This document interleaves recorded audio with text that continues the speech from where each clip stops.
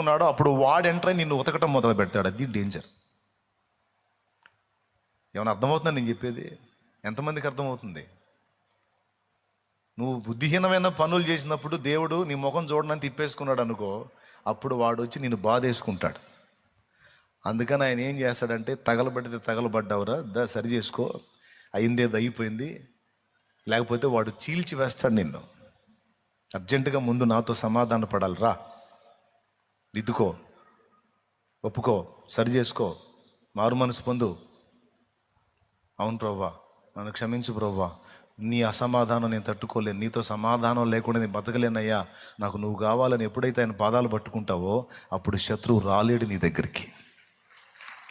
అందుకే ప్రకటనలో చెప్పాడు, వారు తామిచ్చిన సాక్ష్యమును బట్టి గొర్రెపిల్ల రక్తమును బట్టి వానిని జయించి ఉన్నారు.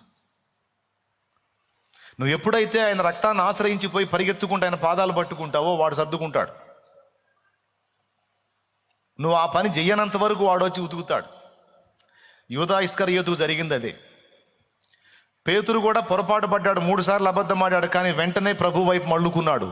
కానీ యూదా ఇస్కరియోతు మళ్ళుకోబోయేసరికి వాడు ఎంటర్ అయ్యాడు, ఉతికాడు, వీడు ఊరేసుకొని చచ్చిపోయాడు. చాలా కీలకమైన విషయం ఇది.